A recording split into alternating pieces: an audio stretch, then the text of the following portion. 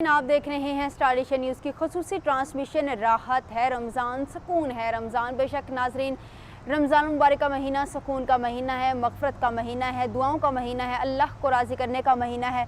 तो क्योंकि चंद दिन रह गए हैं, इसलिए जल्द अज जल्द अल्लाह को राज़ी कर लीजिए, मग़फ़िरत की दुआ कर लीजिए, अपने लिए मग़फ़िरत मांगिए, हमारे लिए दुआ मांगिए और दुआ कीजिए कि अल्लाह हमारी भी गलतियों और कोताहियों को माफ़ फरमा दे। और सब लोग, जितने भी लोग हैं दुनिया में, जो भी इस बीमारी से, क्योंकि कोविड बहुत ज़्यादा है, इसमें घिरे में, उनको शिफाए कामिला अता फरमाए। और कोशिश कीजिए कि समाजी फासला बरकरार रखिए, हैंड सैनिटाइज़र का इस्तेमाल कीजिए, मास्क पहने रखिए, ताकि जो कोविड है वो कंट्रोल हो सके और हमारी ज़िंदगी मामूलात पर वापस आ सके। नाज़रीन, जैसे कि मैंने पहले भी आपको बताया था कि दो मुअज़्ज़िज़ मेहमान हमें ज्वाइन करेंगे ब्रेक के बाद। तो हमें मुअज़्ज़िज़ मेहमानान ने ज्वाइन किया है, मैं उनका तारुफ़ आपसे करवा दूं, लेकिन मैं जानती हूँ कि तारुफ़ के मोहताज नहीं, लेकिन फिर भी मैं आपसे तारुफ़ करवा दूं। हमारे साथ मौजूद हैं सादिया सुहेल राना साहब। अस्सलाम वालेकुम मैम।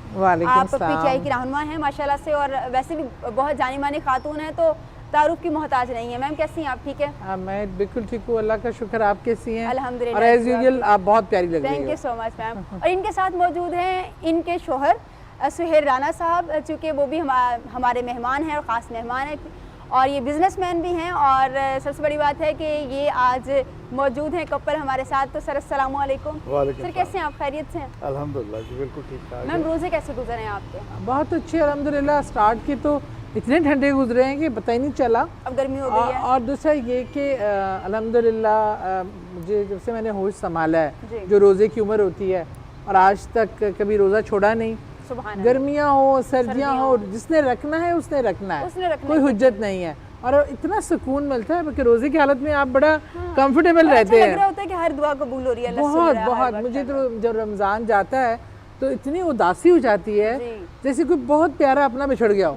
मेरा ये एक शुरू बचपन से रमज़ान की आमद की एक्साइटमेंट और उसके जाने की उदासी बहुत होती है। बेशक हर किसी को रमज़ान मुबारक के जाने की उदासी होती है, और रमज़ान मुबारक ऐसा प्यारा, ऐसा खूबसूरत महीना है कि लगता है कि हर वक्त अल्लाह पाक हमें देख रहा है। नाज़रीन, चूँकि आज का जो हमारा टॉपिक है वो तकवा है, तो तकवा के हवाले से बात करेंगे। हमारे साथ जो मुफ्ती साहब मौजूद है, मुफ्ती रियाज साहब। सर बेसिकली तकवा है क्या? बिस्मिल्लाहिर्रहमानिर्रहीम। देखिए, लफ्ज़ तकवा जो है अरबिक वर्ड है जी, और इसका मतलब होता है डरना, और दूसरा इसका मतलब होता है परहेज़गारी। जब कुरान पाक में लफ्ज़ तकवा के बाद अल्लाह ताला का नाम भी हो जी, जैसे कि कुरान पाक में इरशाद होता है या अय्युहल्लज़ीना आमनुत्तकुल्लाह, या फिर कुरान पाक में इरशाद होता है या अय्युहल्लज़ीना आमनुत्तकुल्लाह, ऐ ईमान वालो जो अल्लाह ताला से डरते हो, परहेज़ करो। अब यहाँ पर अल्लाह ताला से डर मुराद है, और जब अल्लाह ताला का नाम ना जिक्र हो तो फिर इससे परहेज़गारी मुराद होता है। जैसे जो आयत है रोज़े वाली, कुतिबा अलैकुमुस्सियाम कमा कुतिबा अलल्लज़ीना मिन क़ब्लिकुम, कि तुम पर रोज़े फ़र्ज़ किए गए जैसे कि तुमसे पहले कौमों पर फ़र्ज़ किए गए, और वजह बता दी कि क्यों लअल्लकुम तत्तक़ून, ताकि तुम मुत्तकी परहेज़गार हो जाओ। तो अब यहाँ पर लफ्ज़ तत्ताकून के बाद अल्लाह का जिक्र नहीं है, तो इससे अब मीनिंग जो है, इससे जो मुराद है वो है परहेज़गारी, कि राइटसनेस हमें हासिल हो, अल्लाह ताला का की जो पायसनेस है, परहेज़गारी है, तकवा जो है वो हमें हासिल हो। तो ये बेसिकली ईमान लाने के बाद ये इतना बड़ा दर्जा है कि इसके बगैर कुछ भी नहीं है, ना कोई इबादत है और ना कोई अमल है। ज़िंदगी के तमाम जितने भी हमारे काम हैं, छोटे हैं बड़े हैं, उसमें तकवा और परहेज़गारी है जी। चाहे वो एक बोलने का अमल है, चाहे वो लिबास पहनने का अमल है, चाहे वो कारोबार करने का, बोलने में भी तकवा और परहेज़गारी है। वो क्या?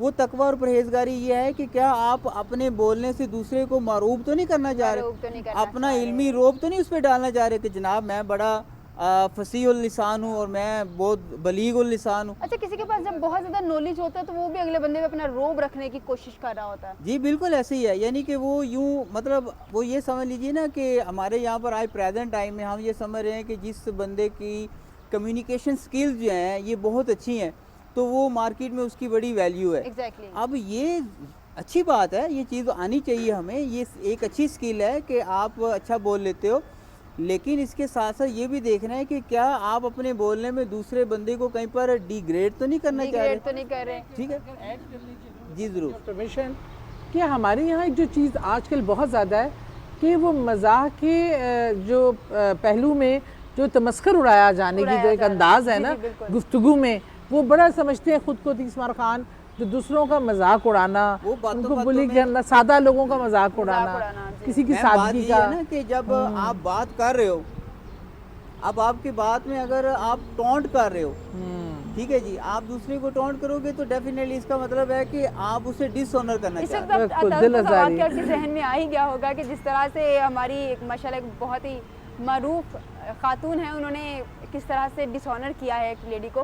तो इस तरह की चीज़ें मैम, क्योंकि पॉलिटिक्स में ये चीज़ें आम हैं, हाँ। तो आपको लगता है ये कंट्रोल हो सकती है ये सारी चीज़ें? मैं बताऊँ आपको क्या है, ये हम एक तरफ की कहानी नहीं होती है, कहानी हमेशा दो तरफा होती है। अगर हम एक का हमने बयानिया सुना, लेकिन एक शख्स की जिम्मेदारी होती है, ड्यूटी है लोगों को फैसिलिटेट करना, लोगों को बेहतर चीज़ें प्रोवाइड करना। अगर वो अपनी फ़राइज़ सही से अंजाम नहीं दे रहा और उसको वो जो लग्जरी है उसको तो उस ओहदे से लिंक्ड एंजॉय कर रहा है, लेकिन जो उसके फ़राइज़ में शामिल हैं, अगर एक आम आवाम किसी सियासी आदमी के पास, मेरे पास तो खातून रोते हुए आती है और कहती है जी मैं इतने घंटों से रोज़े में गर्मी में लाइन में खड़ी हूँ और मुझे एंड में ये गंदा सामान दे रहे हैं या मुझे नहीं दे रहे। तो जो मैंने लोगों को रिप्रेजेंट किया, मैं अगर किसी ज़िम्मेदार शख्स से पूछूं और वो जवाब दिए बगैर बेरुखी दिखा के, एटीट्यूड दिखा कर वो एयर कंडीशन के कमरे से या गाड़ी से निकलने के रवादार ना हो, तो फिर इंसान समटाइम टेम्परामेंट लूज़ कर जाता है। मैं बहरहाल इसको भी अच्छी बात नहीं समझती। हम सबको एक दूसरे की इज़्ज़त का एक ज़रूर ख्याल रखना चाहिए। हर इंसान की सेल्फ़ रिस्पेक्ट होती है, ख्वाह वो गरीब हो, अमीर हो, जो भी हो, कोई हुक्मरान हो या एक अदना मुलाजिम क्यों ना हो। तो ये अल्लाह ताला, अभी पिछले दिनों मेरे वालिदैन का, मेरा तो मरहूम कहने का मेरा अभी हिम्मत भी नहीं पड़ती, वो हमेशा से उन्होंने बचपन से हमें एक सबक सिखाया था कि बा अदब बा मुराद, बे अदब बे मुराद। और बेटा कभी भी ये ना देखना छोटे को किस तबके से है। हमारे पिछले ज़मानों में जमादार हम कहा करते थे, जो घरों में आया करते थे, तो उसको भी उनके नाम के साथ भाई लगा के सदीक भाई आपने ये काम, तज़ीम। और यही मेरे बच्चों का है कि मेरे घर में जो मेरा स्टाफ है उनके साथ वो बाजी, बहन, बेटी कह के मुखातिब करने का, ये आपको तरबियत मिलती है। और दिल आज़ारी से बड़ा गुनाह कोई नहीं है, क्योंकि दिल तोड़ने का कफ़ारा नहीं है कोई। अच्छा सुहेल साहब ये बताइएगा, क्योंकि मिस अपने सर्कल में एक हम्बल खातून के तौर पर जानी जाती है कि बहुत हम्बल है और गुस्सा इनको जल्दी नहीं आता, तो घर में कभी आपको डांट पड़ी है? राजपूत है ये, मुझसे जान खाएंगे, तौबा करो। नहीं जी, अल्हम्दुलिल्लाह ऐसी कभी नौबत नहीं आई और अल्हम्दुलिल्लाह हमने बहुत अच्छा वक्त गुजारा है। और क्योंकि डे वन जब हमारी शादी हुई थी तो मैंने इनको पहले ही ये कहा था सबसे पहले कि मैं राजपूत हूँ, तो अगर मैं गलती करूँगा तो तुमने मुझे मनाना है, अगर तुम गलती करोगे तो हमने खुद ही मान जाना है। अच्छा, ये कॉन्सेप्ट मैं मनाऊंगा। अच्छा, सही राजपूत होने की मिसाल दी थी। वो डे वन से था। लेकिन जो अभी टॉपिक हमारा तकवे का चल रहा है, तो मुझे तकवा की समझ 60 साल की उम्र में आई।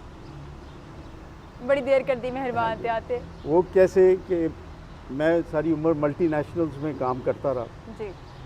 दुबई में भी I was working for a very big group, और इसी तरह से मैं अपना जब पाकिस्तान में आया तो यहाँ पे भी एक बहुत बड़े मल्टीनेशनल ग्रुप में बड़ी प्राइम पोजीशंस पे काम कर रहा था। सडनली जबकि मैं अपने आप को बड़ा जवान महसूस करता था जी। लेकिन एक दिन कंपनी ने कहा कि जी आप 60 साल के हो गए हैं, सो आप रिटायर हो रहे हैं। तो मेरे लिए वो इतना बड़ा शौक था जी। कि जिसकी कि हद नहीं। तो बहरहाल कंपनी के रूल्स एंड रेगुलेशन थे, एट 60 आई गॉट रिटायर्ड। तो मैं जब घर आया तो मैंने सादिया से बताया कि जी मैं रिटायर हो गया हूँ। तो इसने कहा क्या हो गया है? कोई बात नहीं है, रिटायर हो गए तो अल्लाह करीम है, राज़िक अल्लाह की ज़ात है, अल्लाह रिज़्क़ देता है। लेकिन वो मुझे उसको सवालों करने के लिए, इस चीज़ को कि मैं नौजवान हूँ, मैं रिटायर हो गया हूँ, वो मुझे नहीं हज़म हो रहा। डिप्रेस होना शुरू हो गया। हाँ जी जी, डिप्रेस होना शुरू हो गए जी जी, डिप्रेशन हुआ। तो फिर मुझे डेफिनेटली फिर जब बंदा डिप्रेस करता है तो अल्लाह से रुजू करता है। बेशक। और जब अल्लाह से रुजू किया तो आप यूँ समझिए कि सबसे पहला जो मुझे ख्याल आया, अब वो पता नहीं कैसे आता है, लेकिन ख्याल ये आया कि जी मुझे सबसे पहले सूद से छुटकारा हासिल करना। सुभान अल्लाह। तो मैंने उसी दिन अपने तमाम क्रेडिट कार्ड कैंसिल कराए, इनका भी क्रेडिट कार्ड कैंसिल करवा दिया। अच्छा, इनको भी साथ साथ कुर्बानी ही का कैंसिल बकरा करा बना दिया और उसी दिन बैंक लोन अपना पूरा सेटल कर दिया और तय कर लिया कि आज के बाद मैं सूद पे कुछ काम नहीं करूँगा। तो वो इतना सुकून मिला, मेरे नज़दीक ये आगाज़ था तकवे का कि उससे मुझे इतना सुकून मिला, मिली, सुकून मिल गया दिल को कि बस कुछ ऐसा और कर गए हैं। बिल्कुल। और उसके कुछ अरसे बाद हमने डिसाइड किया कि हम एलईडी लाइट्स का काम करेंगे। अल्हम्दुलिल्लाह मैंने काम शुरू किया और आज बहुत अच्छा अल्लाह की रहमत से काम चल रहा है और उसमें इतनी बरकत हुई है कि हम कंपनी का भी काम बगैर सूद के करते हैं। माशाल्लाह। कि हमारी बैंकारी जो है वो इस्लामिक बैंकारी है और सूद तो 1 रुपए का कर्ज लेके काम नहीं करते। जान गया। बेशक बेशक। अच्छा सर, ये बताइएगा, आप भी अपने शोबे के माहिर हैं और मैं भी अपने शोबे के माहिर हैं, तो घर में किस तरह मैनेज करते हैं? कभी कोई आर्गुमेंट्स नहीं होते?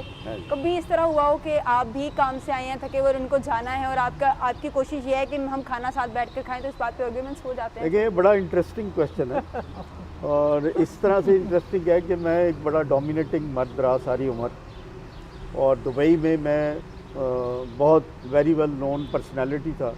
मुझे दुबई गवर्नमेंट ने बेस्ट सिटीज़न अवार्ड दिया, मुझे पाकिस्तान गवर्नमेंट ने बेस्ट ओवरसीज सिटीज़न अवार्ड दिया और हमने ज़लज़ले में और इन सब में बड़ा काम किया पाकिस्तान के। तो वहाँ पर मुझे सब लोग जो हैं राना साहब या सुहेल राना साहब के नाम से मशहूर था। जब पाकिस्तान आके तो इनको पॉलिटिक्स में जाना था, इन्होंने इजाज़त मांगी, मैंने इजाज़त दी और उसके बाद इजाज़त मांग के गई हैं। जी बिल्कुल बिल्कुल। तो लेकिन उसके बाद जब ये पॉलिटिक्स में बहुत ज़्यादा मशहूर होना शुरू हुई, फेमस होना शुरू हुई, लोग इनको ज़्यादा जानने लगे, तो फ़र्क ये आया कि फिर मुझे लोग इंट्रोड्यूस कराते थे कि ये सादिया के हस्बैंड है। अच्छा सॉरी, क्योंकि मैंने भी इसी तरह से इंट्रोड्यूस करवाया, तो उसके लिए हम माजरत खाओ। पहले वो मिसेस राना कहते थे, फिर वो थे। कहते हैं मुझे, और अब वो सुहेल साहिबा के हस्बैंड है। सही, ठीक हो गया। ये फ़र्क है। मैं कहती थी अच्छी शोहरत दी है, बुरी शोहरत नहीं दी। लेकिन उसमें ये होता है कि अब मैं बैक होम जहाँ से है ना बहुत सारे काम करता हूँ। अच्छा, कि इन्होंने जाना होता है तो बच्चों के साथ इफ्तारी मैं करूँगा और बच्चों को मैं ज़्यादा टाइम देता हूँ और वो बड़ा अच्छा लगता है और मैं उसे एंजॉय कर रहा हूँ। आधी ज़िंदगी मैंने दी, अब आधी ज़िंदगी इनकी बारी है। ठीक हो गया माशाल्लाह। देखिए, कॉम्प्रोमाइज़ से ज़िंदगी चलती है और माशाल्लाह से कॉम्प्रोमाइज़ बहुत अच्छा है और बहुत अच्छी ज़िंदगी गुजारे हैं माशाल्लाह। अल्लाह पाक इनकी ज़िंदगी में मज़ीद खुशियाँ दे, इनके बच्चों को लंबी उम्र दे। बेशक भी सादिया सुहेल साहिबा के साथ मैं पहले भी प्रोग्राम्स कर चुकी हूँ, बहुत ही हसमुख खातून है और माशाल्लाह से बहुत अच्छी खातून है। अच्छा नाज़रीन, बातों का सिलसिला जारी रहेगा, लेकिन मेरे ख्याल से अब हमें एक नात सुन लेनी चाहिए। तो हमारे साथ जो नात ख्वाह मौजूद हैं, कारी एजाज साहब हमारे साथ आज मौजूद हैं। सर अस्सलाम वालेकुम। नात सुनाइए। मैं तो बहुत ज़्यादा दिलदादा हूँ, बहुत इनका बहुत दिल कर रहा नात सुनने का, तो इसलिए कोई खूबसूरत सी नात रसूल मकबूल सल्लल्लाहु अलैहि वसल्लम सुनाती। राना साहब ने बात की थी तो मैं इंशाअल्लाह ताला उसी को फॉलो करते हुए मुझे कलाम फिलबदी याद आया जी, हुजूर नसीर मिल्लत रहमतुल्लाह ताला अलैह, आपकी समातों के हवाले का।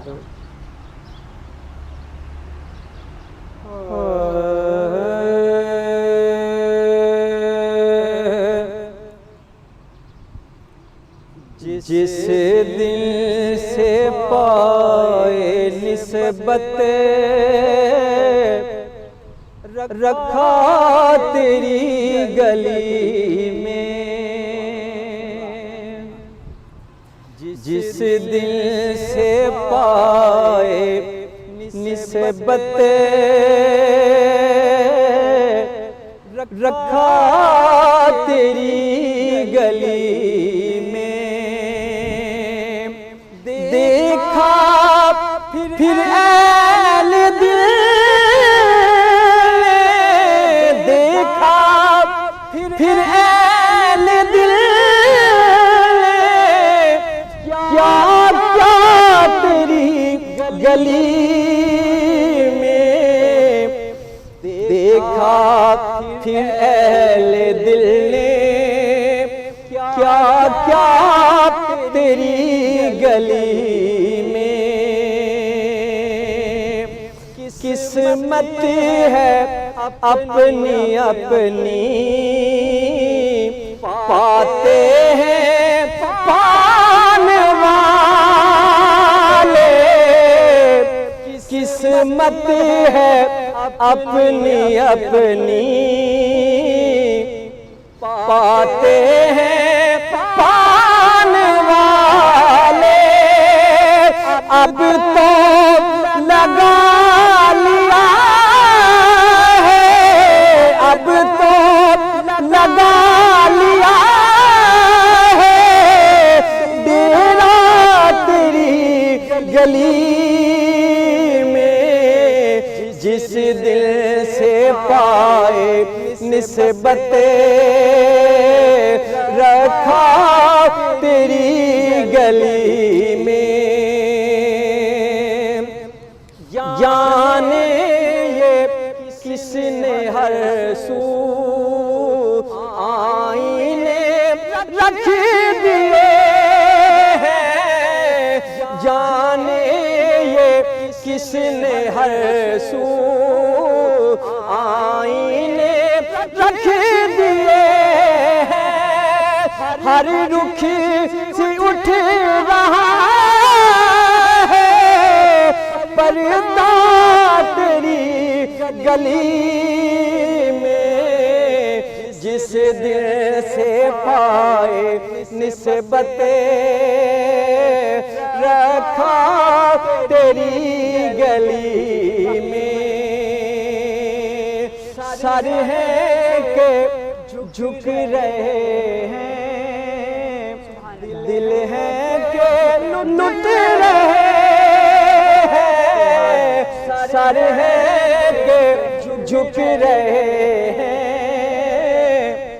दिल है के लुट रहे हैं। आलम है बेखुदी का कैसा तेरी गली में।